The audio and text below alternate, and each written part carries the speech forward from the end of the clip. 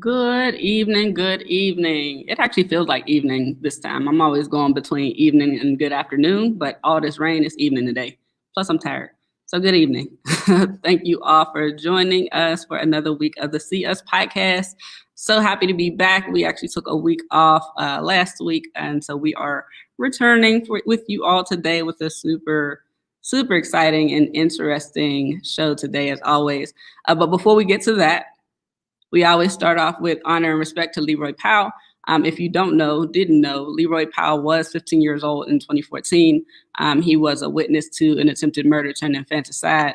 And in giving his witness statement, for some reason, our local media thought that it was a good idea to play his witness statement during the 11 o'clock news.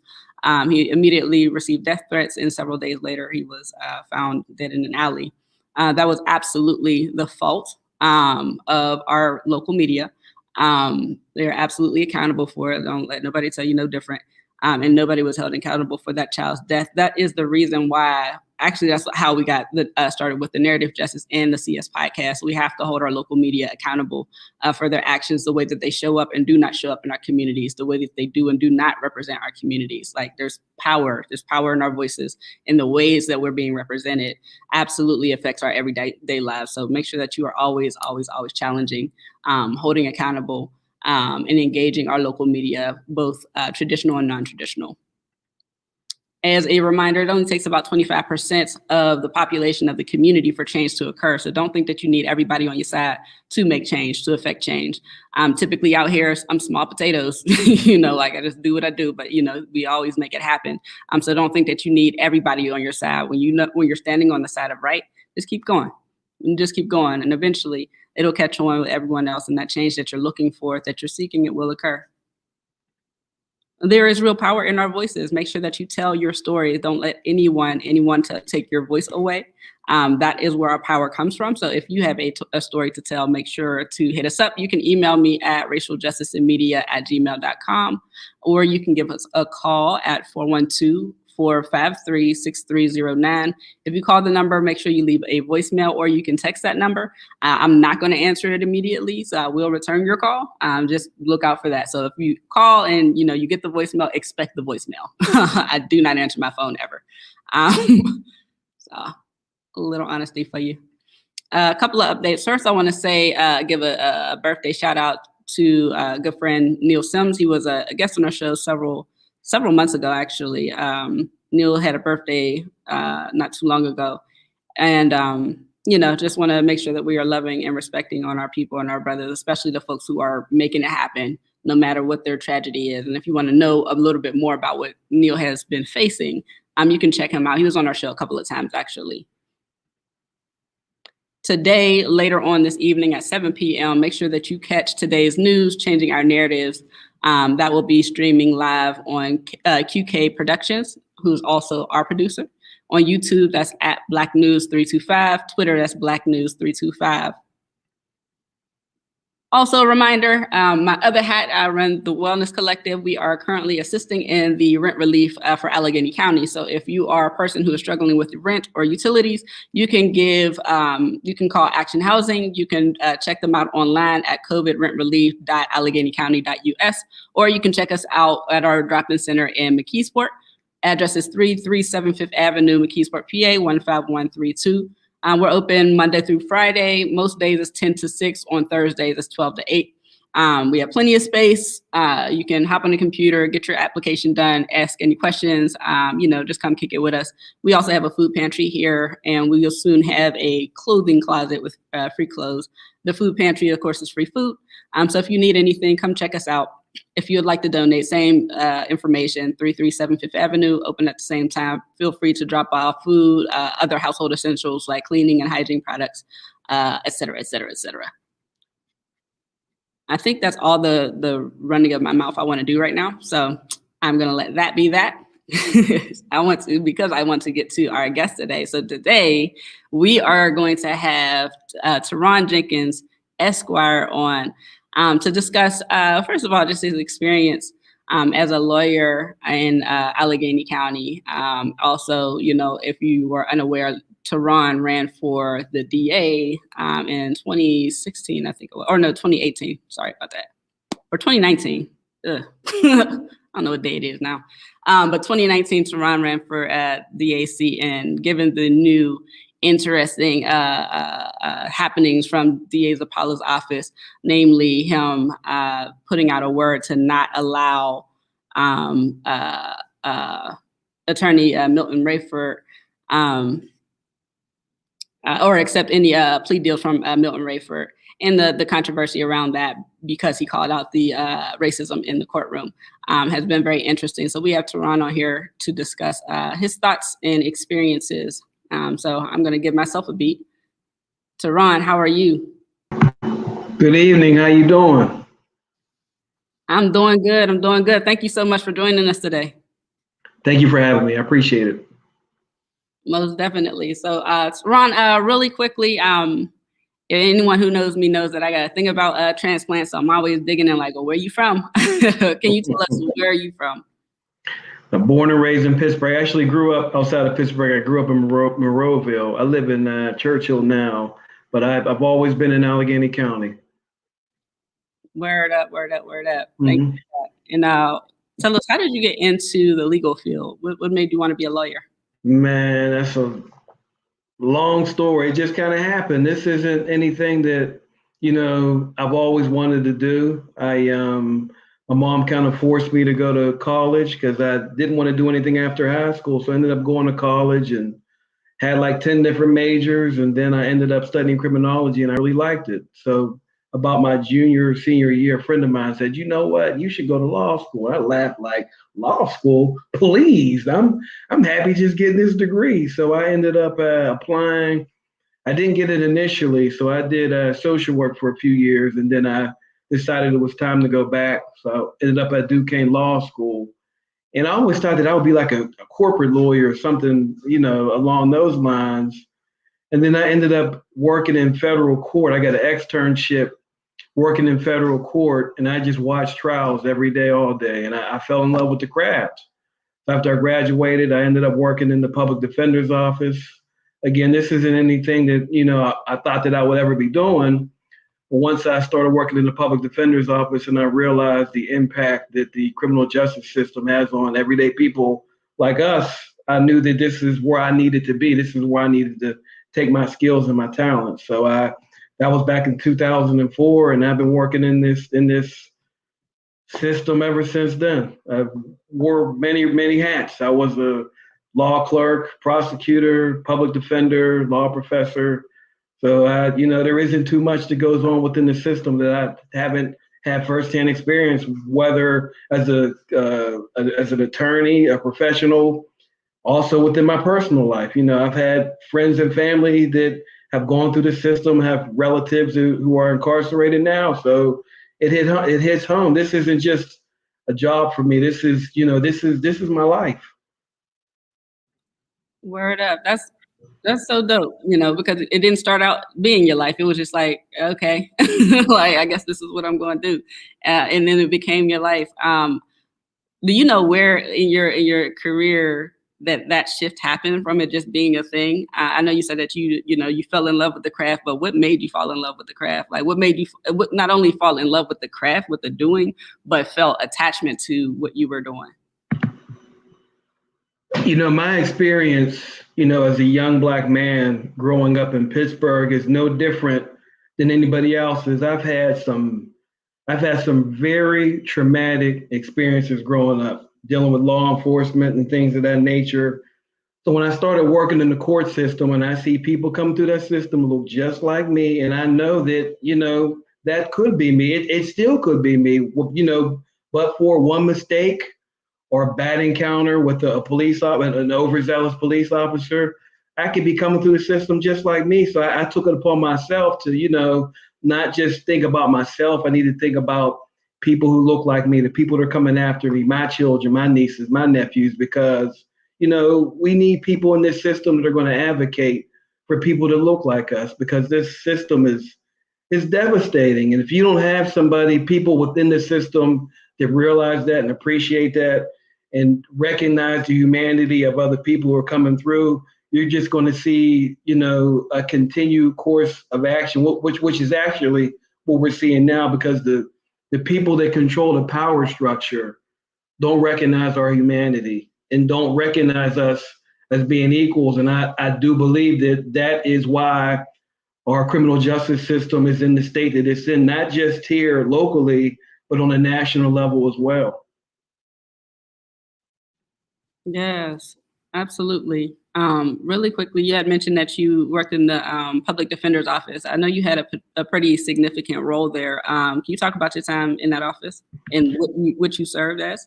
Certainly. I actually did 2 stints in the public defender's office. When I first got out of law school, I was a law clerk. So what I did, I drafted motions and did jail visits. I assisted the trial attorneys. When I came back in 2013, I was the deputy director of the pretrial division. So I practically trained our new hires and got them ready, courtroom ready. And I eventually became the chief deputy director of the public defender's office. And prior to Elliot Housey, who's now Judge Elliot Housey, taking that office, it was in very bad shape. It had a horrible reputation. A lot of it was warranted. The level of representation was terrible. You had people sitting in jail, a lot of them for low level offenses, no one filing motions on their behalf, and it was a travesty. So, my first order of business when I came to that office is to identify those people who were in the jail and systematically file motions to get them out of jail. Because, these are people with jobs, people with families, people with homes, people that need to get back to their lives. We also added social workers to the public defender's office, something that had never been done before, because I was always of the opinion that, we as defense attorneys working in the public defender's office, if we didn't equip the people to help them get their lives back on track, it was going to be a revolving door and they were going to come right back into the system.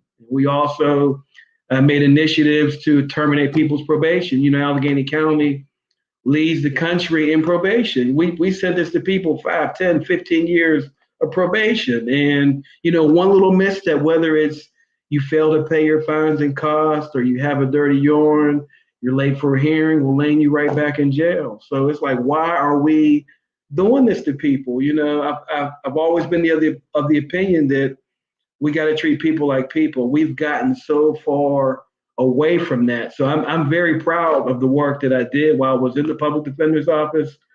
And I'm happy that, some of the things that I envisioned that I was able to actually incorporate are still being practiced in that office today. I'm proud of that. As you should be. As you should be. Shout out to the social workers. That's wild that that's the first time that social workers have been, engaged with the public defender's office, or, it feels like a really natural relationship, but also I'll also say that's often the case. There's not much of a profession that social workers should not already be a part of. And certainly to me, I'm sorry. Oh, no, you're fine. Go ahead. I was going to say it was a no-brainer, because you got to think when people are coming into the criminal justice system, it's not so much about what they're accused of. It's more about the system and all the symptoms of other things that cause them to come to that point in the first place. You have people dealing with drug and alcohol issues, mental health issues, trauma, things that people never realize, the depths of it until they intersect with the criminal justice system. So, I've just always been of the opinion that, yeah, it's good to have good, sound legal defense, but if you don't have an appreciation for people and how they got there and all the systems that are involved, whether we're talking about education, housing, mental health, social services, and things of that nature, it's like you're doing them a disservice. You're doing them a disservice, and unfortunately, if you don't equip them with the tools that they need, and give them the structure and the support that they need, they're going to come right back to the system. Mm-hmm. Absolutely. And then be criminalized for it, right? It's not like they come through the system Thirdly, looking like, okay, how'd you get here? It's like, oh, you're here, you're a terrible person. So now you deserve like after and ad, you need to be punished, and that's it. Like, so absolutely. Like that's a major move. Like that is a major move to have social work, to have people who care about people in these like, in these really like pivotal moments in their lives.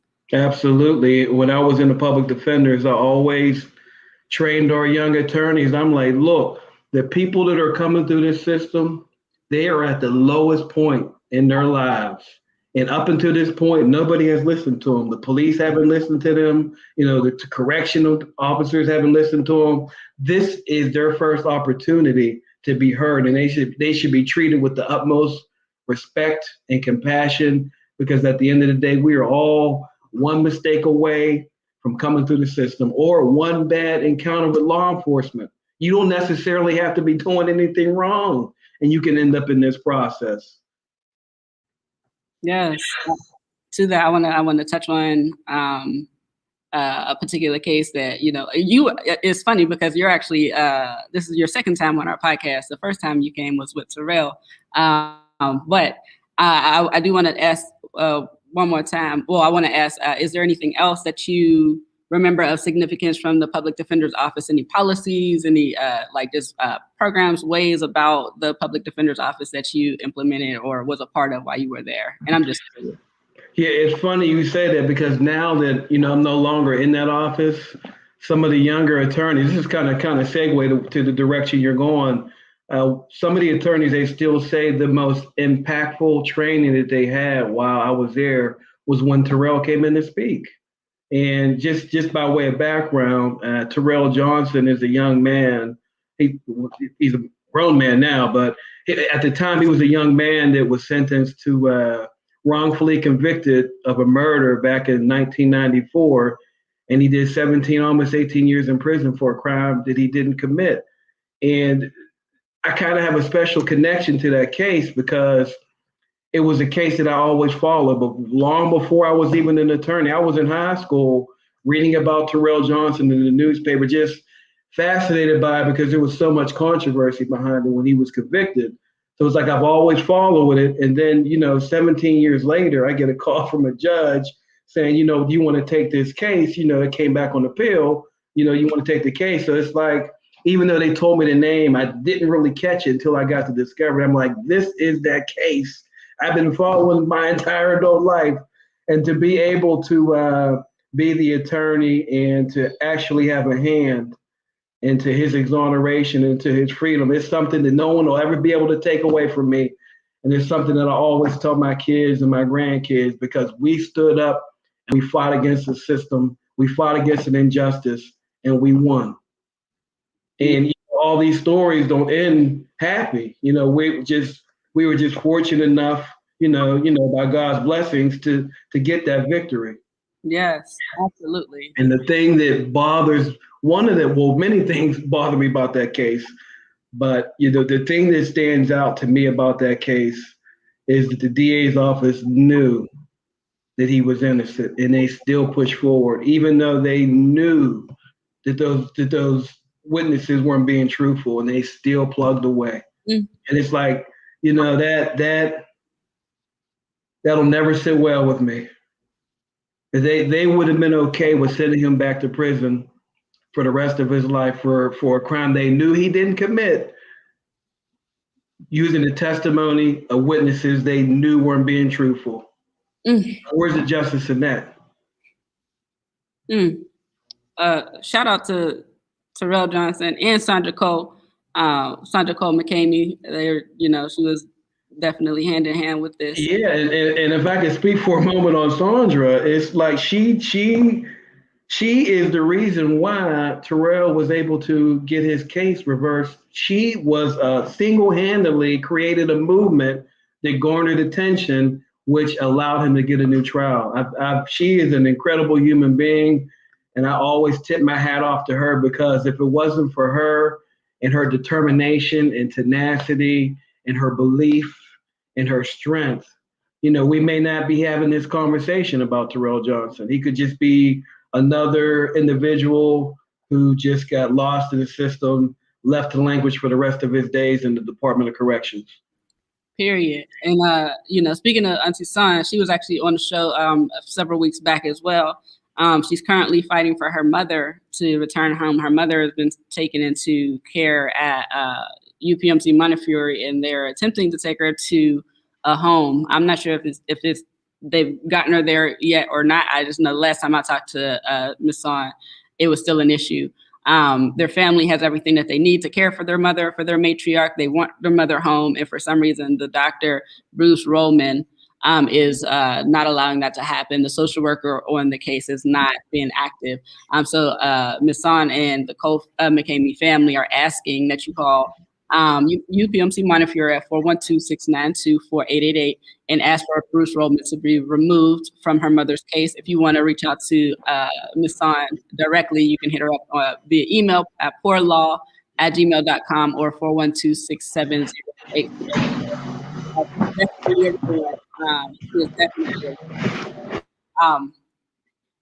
So I want to jump back. So yeah, like that's absolutely insane. So who was the DA for Terrell's case?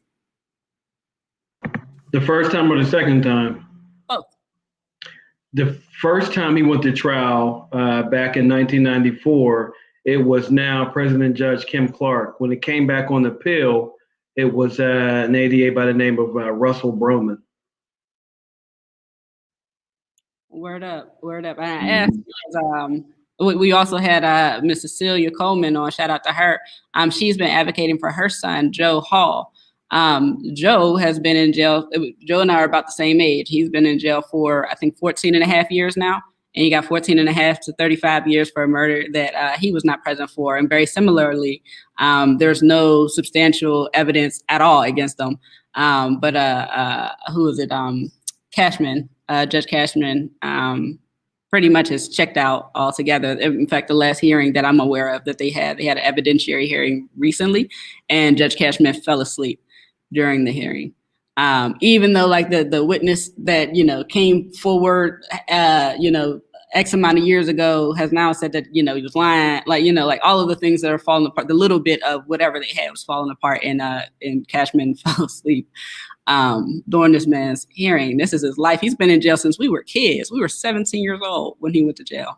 17. Yeah. Don't get me started or end it. So how did Terrell's case go? How did y'all finally get him out? It was a roller coaster ride, let me tell you. Because you got to think, it was 17 years from the time of the crime. So we had to basically locate witnesses. And, a lot of the people were unavailable. There was one witness who I thought was a key witness who I thought was deceased. I was able to hire a private investigator and find him. And it's just so much had happened since the initial trial. So, I was just grateful that the jury listened to the evidence. And I was also grateful that, that things turned out the way they should have turned, because far too often when people have these opportunities, they don't always shake. They don't always turn out the way that they should. So I'm glad he came out on the winning end of it. Absolutely. Thank you so much for your work in this case. Like Terrell is a whole person, a whole life. And it was the work between you and Auntie Son that got him home and free where he belonged after almost 18 years. So fast forward 2019. Yes, 2019. I know he ran for DA against Zappala. What brought about that decision for you? I had to do it. I mean, there's no other way to put it. It's like when you work in a system like this, and as a public defender, we can do things within our office to help our clients. But at the end of the day, the DA's office, they control the system. So rather than, continuing to work around them and try to, do things within, I said, you have to go for the top. You have to start at the top. So that's why I ran. It's like I've been working in this system since 2014. It's like I couldn't be quiet anymore. It was just too much. It's like I've seen too much injustice. I've seen too many people get a raw deal. I've seen people who deserve things that they didn't get. And I've seen people who deserve mercy that was never afforded to them. It's two different criminal justice systems, and I'm tired of seeing it. So it's when I took that step. I mean, I knew it was a long shot, but I just could not continue to sit where I was and not doing anything to try to change it. So yeah, of course I had to run. Well, how could I not run? How could I not run knowing that everything is at stake, knowing everything that office stands for and the power that office wields? There's no way I could just sit back and be silent, and watch people's lives get destroyed. I couldn't do it. I couldn't do it. For me, it was a no-brainer. Yes, period. You were called to, it sounds like. So, so that was like a big deal around that time. That was around, unfortunately, when Antoine Rose II was murdered by Michael Rossfeld, who should burn in hell repeatedly. A lot of things going on. Like that was a different time. There was like a shift. Like there was a shift in social justice. There was a shift in our communities. There was a shift in everything. Like nationally and locally, there was so much that was happening at that time. Yes. People were in unrest, like people were sick of it. And so like, there was an uprising. There was an uprising of the people, which historically we know that happens when, like people are oppressed to death, right? Like people get tired of it and it's like, it's time to move. And this was one of those, I personally view that like as your run as one of those actions of like people just being tired of it. And it sounds like that's what it was, like just being tired of the injustice. But I know it wasn't easy for you. Excuse me. Do you mind talking about like what that experience was like? Because I know there's like all types of like chaos and whatever going on.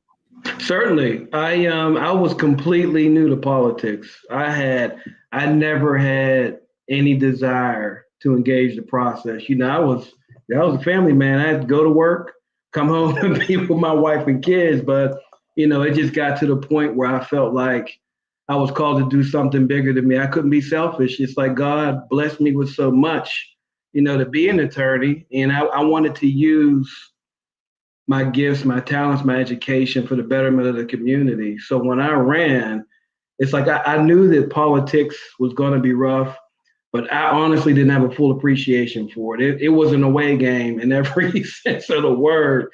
One, I didn't fully grasp, the full dynamics of being in politics. I didn't realize how large Allegheny County was. Allegheny County is over 1 million people. There were places in Allegheny County that I didn't know existed until I ran. It's tiring. It's mentally, spiritually, emotionally draining. It's like because there are no days off on the campaign trail. It's continuous. I didn't have a whole lot of resources, so I didn't have really campaign staff. So the people that were around me were just the people that loved me, cared about me, and believed in my message. And they're the ones that carried me through. It's like when I look back over that process, while it wasn't enjoyable, there were some things that that I did find comfort in. It made me realize how strong that I am. It made me realize, how much people loved and cared about me. It made me realize that people that I don't even know believed in my vision, and they believe that change is necessary as well. So it gave me a lot of hope for the future of Allegheny County.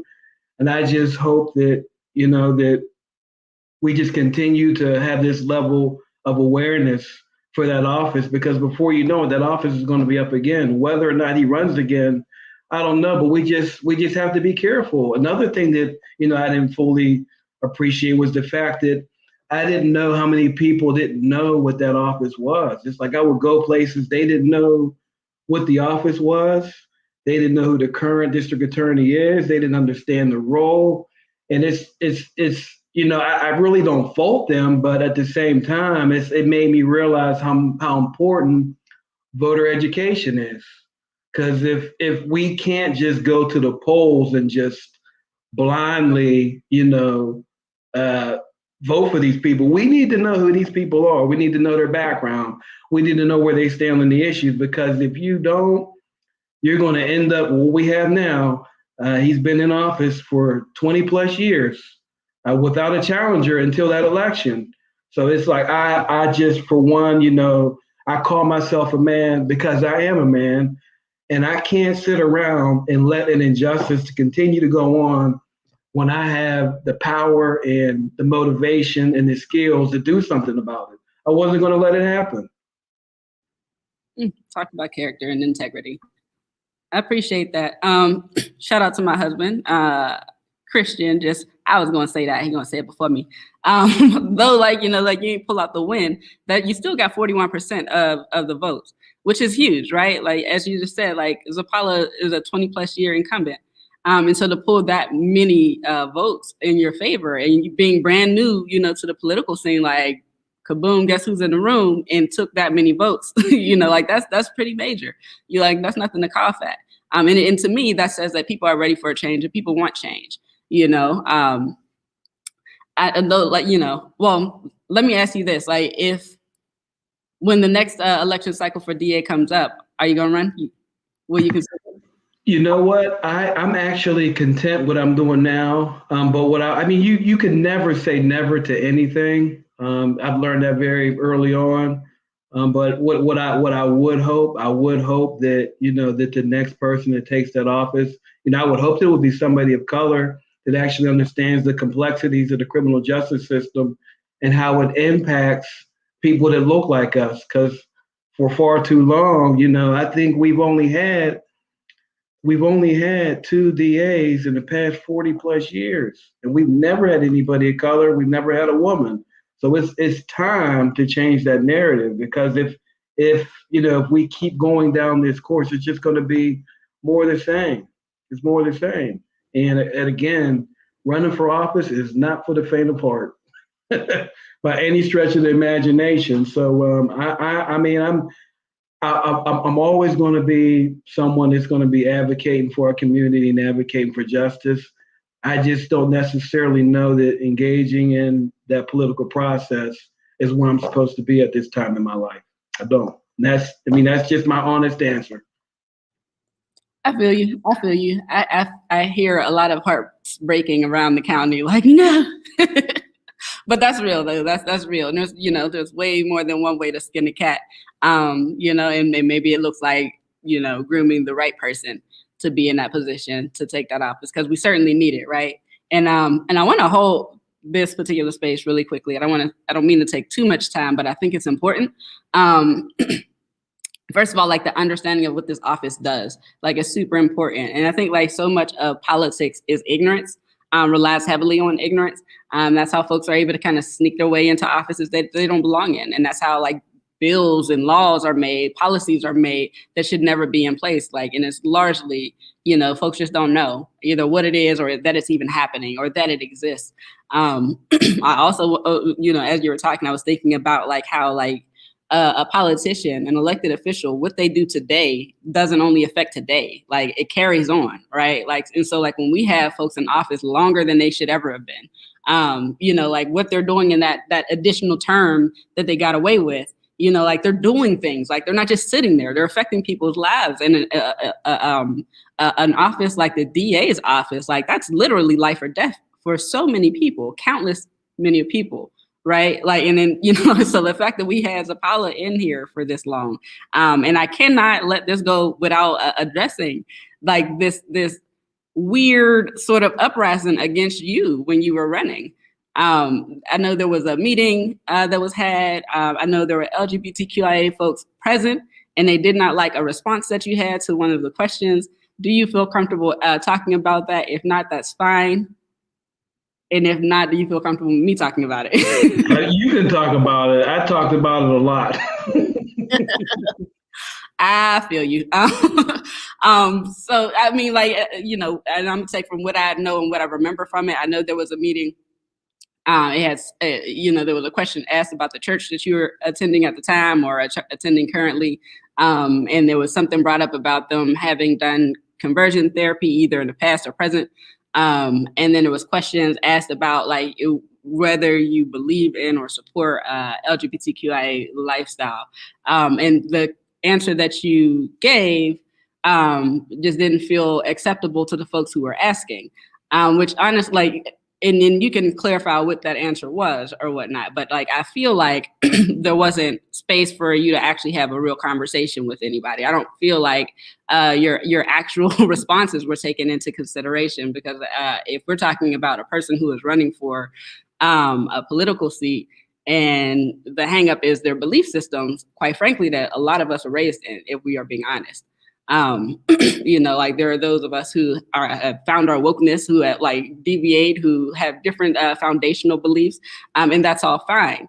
But to demonize and take up, you know, take up arms against someone because they don't share your beliefs, even though the person who is sitting in this seat has literally been ending folks' lives, exploiting folks, like harming Black and brown bodies, LGBTQIA bodies, to to fight against the person that would replace that, with no history of doing any of that, like to my knowledge, was wild to me. Like all of that was pretty wild, and it was I think it was like, and going back to that ignorance, like that lack of knowledge, you know, like the impact of that sort of just like intercommunal chaos that happened, and it was like right around here. But also, I'm thinking about that 41%.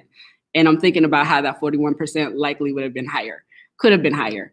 And that, you know, the likelihood of you possibly taking that seat without that unnecessary roadblock. So, I mean, I could not let this show happen without addressing that. Do you have anything that you want to say on that before we move on forward? Yeah, I mean, just briefly, what I will say, you know, everything that you said is accurate. I did go to the meeting, but I had never even heard of conversion therapy, you know, and in hindsight, maybe I should have done some, or I mean, I should have known, but I didn't. So, you know, my answers were consistent with, you know, how I was raised. And, you know, it was never my intention to go in there to offend anybody. I was standing up for all of us. You know, I would never deny anybody justice based upon, you know, their sexual orientation, color of their skin, where they're from, anything of that nature. That, you know, flies in the face of everything that I'm wired to do. So, you know, it was obviously was unfortunate. If, you know, I'm sorry things went down the way that they did, but you know, it happened. It happened. Word up. And someone asked, can you please explain what we mean? I'm assuming they mean around convergent therapy. Convergent therapy is a really, really violent therapy that attempts to change LGBT people from being homosexual to heterosexual, and they do in this really just super violent ways. So it's definitely problematic. And what I heard Turahn say that he didn't actually know what it was. I remember meeting you around that time, and I remember at the time that I had met you, the meeting had taken place, and you were engulfed in like reading different books, like, you know, educating yourself around what this is, what's being talked about, like what's happening, so that you would be, you know, be educated on what's, you know, what's being brought in your plate. So that's, you know, that's that, I believe. Certainly, like what I mean by that is when they were asking me about conversion therapy, I didn't know what the term was. And now that I do know what it is, of course I don't support that. But it's just, you know, I wasn't educated enough on that specific issue.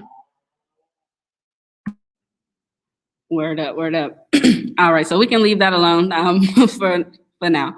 But I just think it's important. And why I find it important is because, like, when we're doing these things, we move so much out of emotion, which we should. Like, emotion moves bodies, but it is important that we're also being clear-headed, and that we are doing our due diligence, and that we're also like treating our people like people, especially when we're talking about our people, right? Like, I mean, it was Turahn Jenkins against Zappala, Stephen Zappala, you know, and to take on the side of a person who's literally has been like, the author of so many people's lives ending, because you don't like somebody, like, or you think that you don't like somebody, is that ain't the move. And that's been so much of how we've been engaging with politics. Has definitely not been for our benefit, in some ways, not all, of course, but I just want to put out that cautionary tale. So anyway, speaking of Stephen Zappala, he's been being interesting again in recent weeks. So as we know, or most of us know, and if you don't, Milton Raiford, Esquire, had made mention of, I'm not sure if it was specific to, I think, Mariani's courtroom, or if it was just the court system in general. He had made mention of there being racism present. And my understanding is that Stephen Zappala sent an email to his folks saying that y'all are not to accept any plea deals from Milton Raiford in return. Now, this, again, is the same Stephen Zappala that Turahn Jenkins ran against for DA in 2019. This is the same guy who's been, again, ending lives for the past 20 plus years. So Turahn, first of all, what are your thoughts on that whole thing? I mean, I wasn't surprised when I heard it. I think I was probably more surprised by the fact that he put it in writing. And, to take it a step further, I was surprised and grateful that somebody within that office, has some integrity to leak it to the media. And it's shameful, and it makes me look at anybody in leadership in that office who saw that email and did nothing. Because that tells me that it's been done before. How many times and when, we'll never know. But that speaks to the arrogance of that office. It speaks to how they view people. Justice should never be predicated based upon your like or dislike for an attorney, and for that to be put in writing and disseminated within that office, that's shameful. It's shameful. Absolutely. Now, my understanding is that Zappala rescinded that whole order. Is that the case? It don't even matter whether he rescinded it. The fact that he said it initially, that's all you really need to know. All you really need to know. Mm-hmm. And it should be investigated. It's because, again, that's telling me that it's been done before. It's too cavalier. It's too blatant. Mm-hmm. Yeah, and I believe initially he was like, "I said what I said," wasn't it? And, yeah, basically, for sure. And it's likely the uproar of the people that got that rescission coming through, which is also like something we should hold. Just like Auntie Sandra Cole, it's like it is the voices of the people that shifts things. It's so important for us to continue to speak openly and outwardly about like injustices. That's literally how like things shift. It's on our word. It's absolutely on our word. So do you have any thoughts on what you think would be appropriate accountability for Stephen Zappala's actions? Well, I think, I'm not convinced that he's going to resign or step down or anything like that. So, you got to keep in mind when you go and elect people for role offices, the only people that they answer to are to the people, and that's every 4 years. So now, he has a balance of, I think, like 2.5 years left. So while it seems far away, you got to start getting ready now. We have to be ready for this next election, whether it's him or anybody else.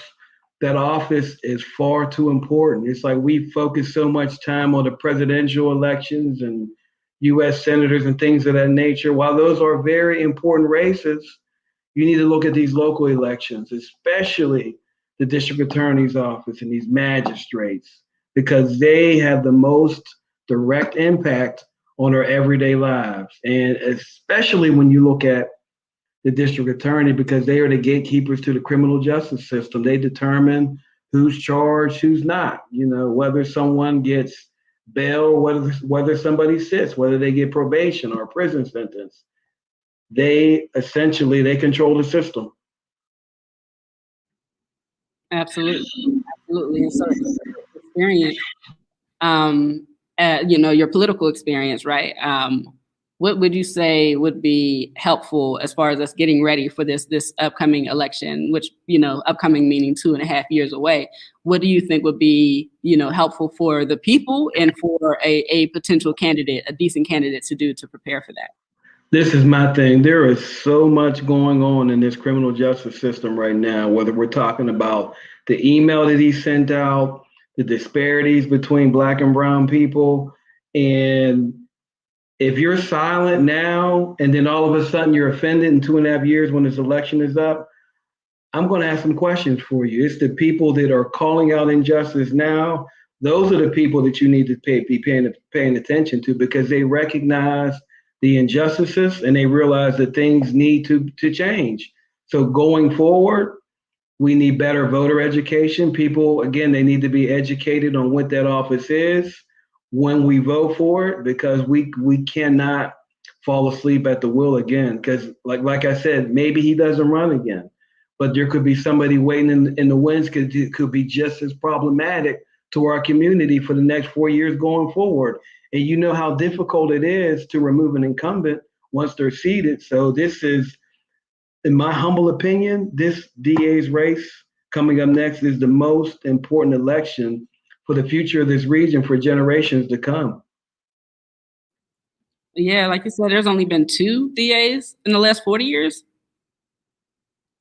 Prior to Zappala, it was Bob Colville, and he was there for 20 plus years. Zappala's been there for 20 plus years. It's like we get DAs like the Steelers get coaches. There's only been 3 Steelers coaches in the past 40 plus years. Same thing with the DA's race. We've only had 2. Think about that. Wow.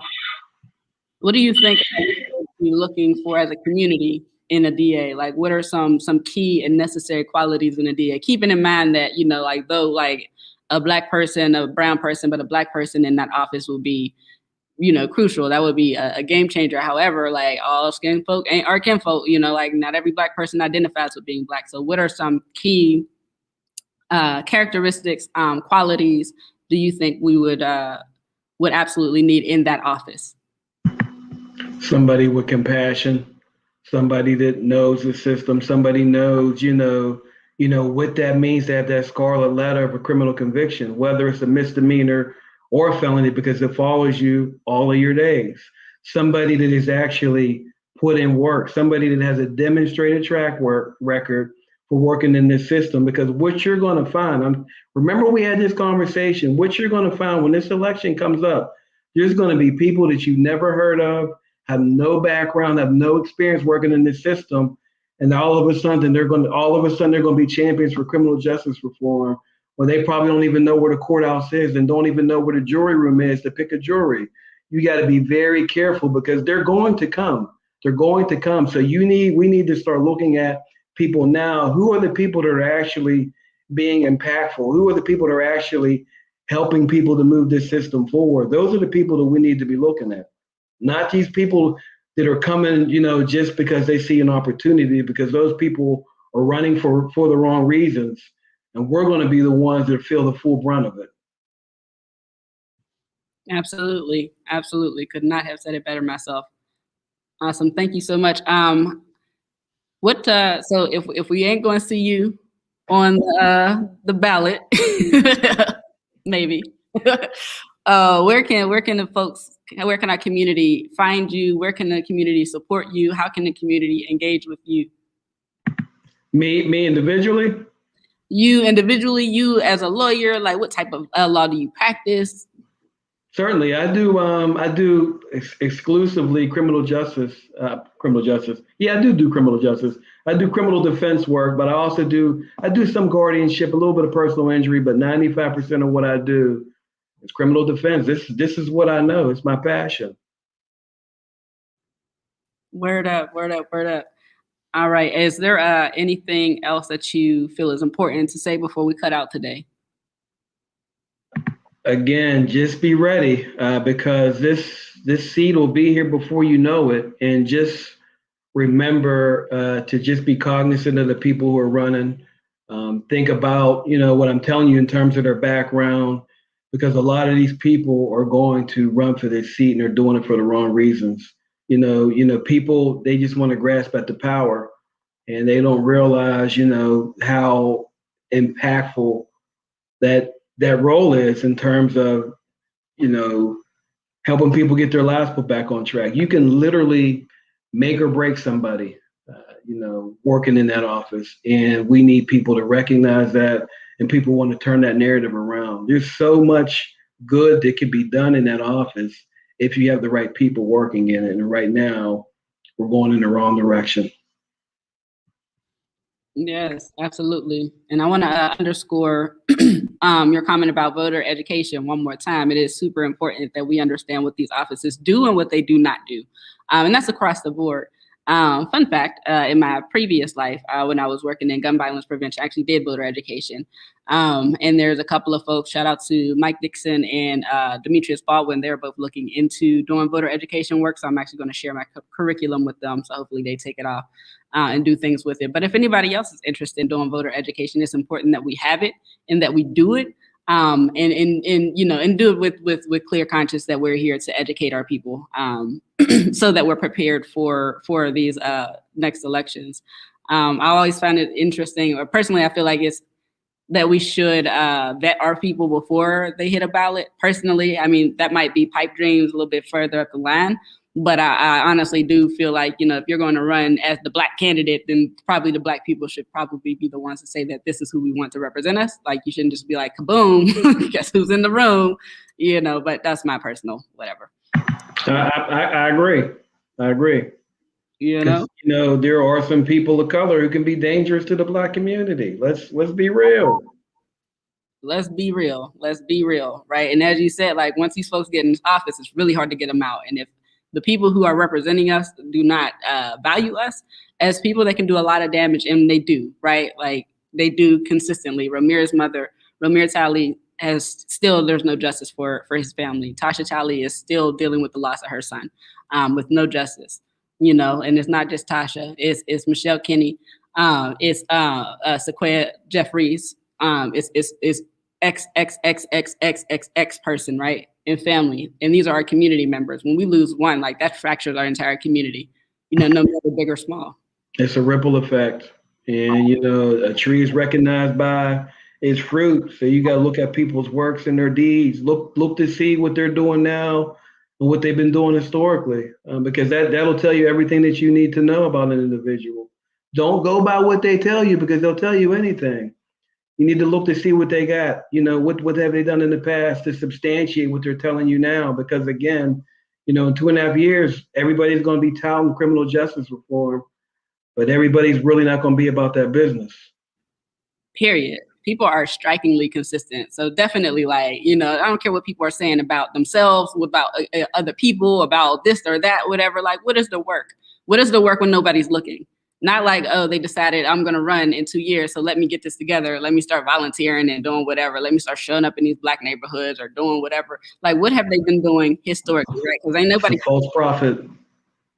Ain't nobody kids out here running. Like, these are grown adults that's been doing whatever it is they've been doing. So, people are strikingly consistent. So whatever their interests are, you'll be able to, weed that out, what they tell you. And the other issue that, that historically has happened is it's difficult for people of color to raise money. So, that's something that needs to be considered. It's like if there's a viable Black candidate, us as a community, we need to support that person, because generally speaking, we don't get a whole lot of support when we run for these races. Thank you for mentioning that. And that's one of those things, right? Like, an average person wouldn't know that. Like, that's something, like, as you said, it's like, oh, that makes sense, but I would have never have thought about that. I would have never thought about that. So that's super important. I appreciate you. Right. I had almost a volunteer campaign. We made it happen, though. Y'all did. You know what? It was 41% is nothing to sneeze at. Like, yeah, I'm grateful. Yeah, for someone who's not a career politician, who, ran with a volunteer, staff and campaign, like, that's nothing to sneeze at. Not at all. Word up. So thank you so much, Turahn, for joining us today. Like, you're super powerful. I hope you run, but also I more so hope that you do what's best for you and follow your trajectory. But Yeah, appreciate you having me on. I enjoyed the conversation. word up, likewise. All right, y'all. That'll about do it for us today. Thank you very much for Turahn Jenkins joining us today and having this really, really fruitful conversation. Please share this show. Far and wide is information that we all need to know. This is literally life or death we're talking about, right? Like, we're talking about criminal justice, and we got it from somebody who's been in it, for years and years and years, and making real change, real impact. Which we cannot thank Turahn enough. So we're going to cut out for today. Thank you all again. This is CS Podcast, brought to you by the Narrative Justice. If you are someone with a story, to tell, you can reach out to us at racialjusticeandmedia@gmail.com, or you can call or text us at 412-453-6309. Again, if you are a person who is struggling to pay rent or utilities, you can apply for rent relief. You can go to the website covidrentrelief.alleghenycounty.us, or you can call Action Housing, or you can check us out at our drop-in center. Our drop-in center is located in McKeesport, 337 Fifth Avenue, McKeesport, PA 15132. We're open Monday through Friday from 10 a.m. to 6 p.m. on most days. Thursdays it's 12 p.m. to 8 p.m. I appreciate everybody, and we will see y'all next week.